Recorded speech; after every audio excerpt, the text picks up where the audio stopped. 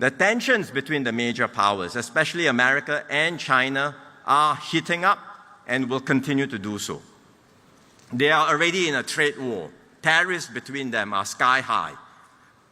Even China-built ships going to U.S. are being taxed. And most of the ships are built in China. So you can imagine what will happen to global logistics. America is also targeting other regional countries they think are bypassing their rules. This storm won't pass quickly. It's not rain today and then sunshine tomorrow. This new storm will be similar. It will be with us for some time. For exactly how long, no one can tell. But it's not going to be a one-year affair. So we have to be mentally prepared. The tensions between the major powers, especially America and China, are heating up and will continue to do so. They are already in a trade war. Tariffs between them are sky high. Even China-built ships going to U.S. are being taxed. And most of the ships are built in China. So you can imagine what will happen to global logistics. America is also targeting other regional countries they think are bypassing their rules. For example, America has tariffs on solar panels from China. But they can see that Chinese firms are going to ASEAN countries to make these panels and export to America. So now they have imposed high tariffs on solar panels from a few ASEAN countries as well: Cambodia, Vietnam, Malaysia, Thailand. Tariffs that are a few 100% in some of these countries, as high as 3,500%. 3,500%. You might as well say, please don't export to America. It's literally like an import ban. There is no way you can export anything at this kind of tariffs. The business can close shop. So far, Singapore has not come under the spotlight. But you can be sure we will be put under greater scrutiny as well. We must expect more pressure on us. And to navigate these pressures, it will take experience and skill. It will take people in government who have built up trust and close relationships with their counterparts in both America and China. These relationships take time to build. You can't build this overnight. Trust relationships take time to cultivate. So in this election, when opposition parties treat so lightly the loss of key ministers, I say please have a care for our country and for the well-being and livelihoods of every Singaporean.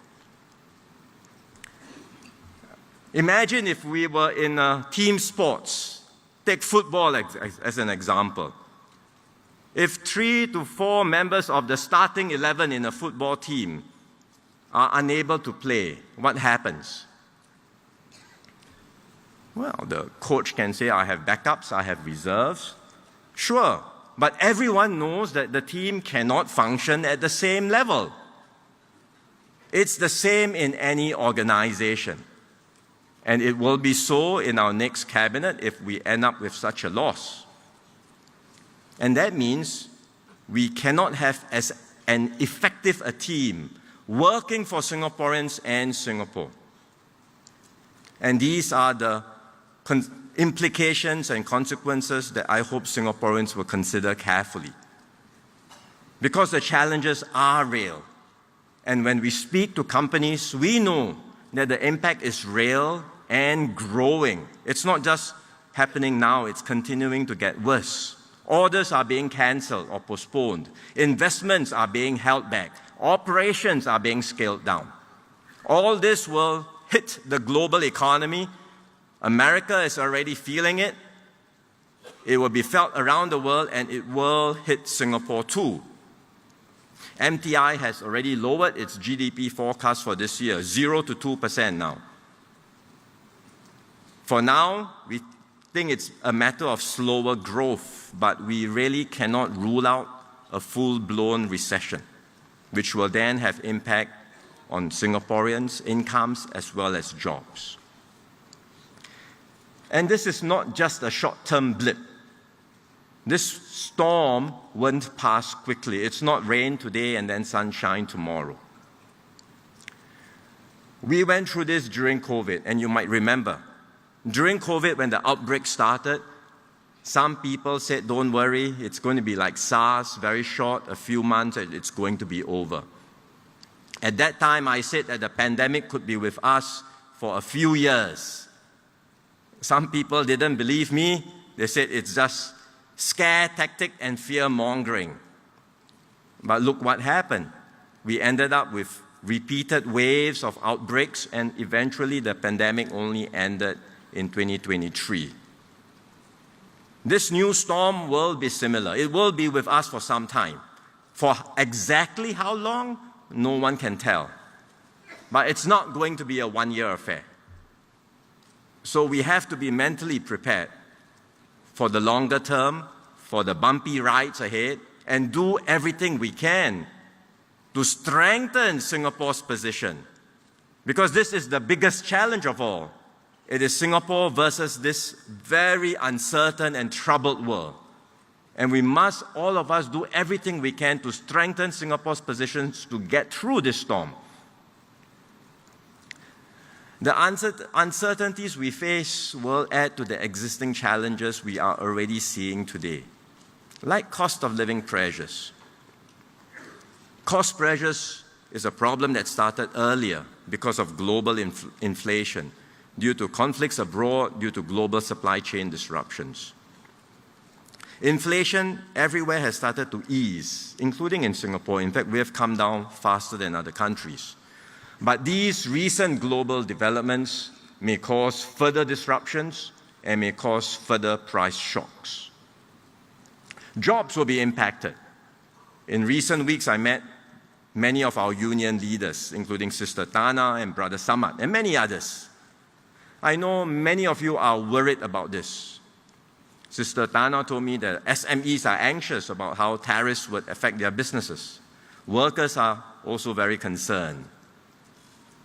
Brother Samad shared with me the anxieties felt by our younger workers, whether there will be jobs that fit their aspirations.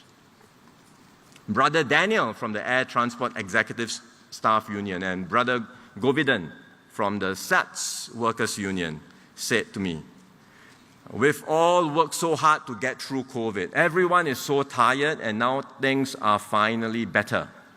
We thought we could look forward to better days ahead. Do we really now have to go through turbulence again? My heart went out to them, to all our workers who have given their all these past years.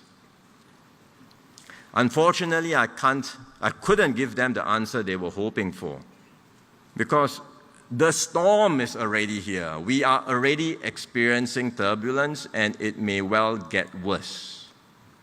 But what I will promise is this: we will face this storm together.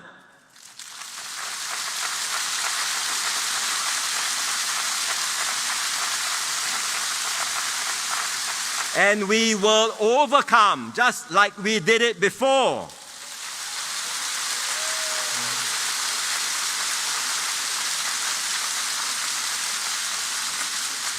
This is why even during this campaign period, my team and I have not stopped working.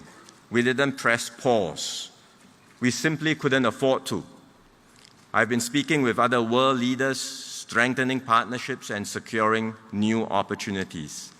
Gan Kim Yong, Tan See Leng, and others have been on call with their counterparts, keeping our economic ties strong and working out new frameworks for trade and investments.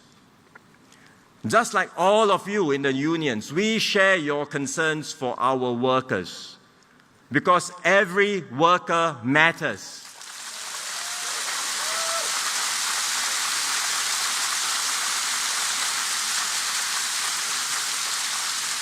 It is my duty, it is my team's duty, it's our collective duty to protect our workers, our families, and our country.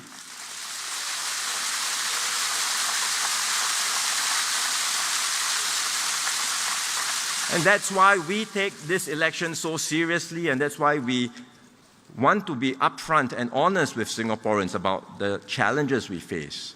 Others may say, don't worry, it's okay, let's take this chance to rock the boat.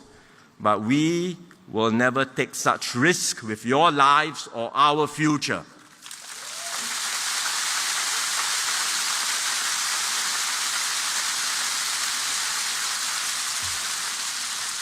The PAP will always look ahead to anticipate and tackle challenges. And as a government, that's what we have always done. We don't wait to the last minute to fight fires, because by then it's too late. And you saw this in the last term of government, when we saw that there were gaps in our fiscal position. We acted on this. We implemented a series of tax changes in order to tackle this funding gap. The moves may not be popular, but they were the responsible thing to do.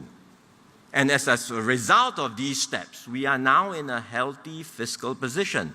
And so today, when we look ahead, when we are entering these uncertain times, we have the resources to protect our workers and to tackle the challenges ahead.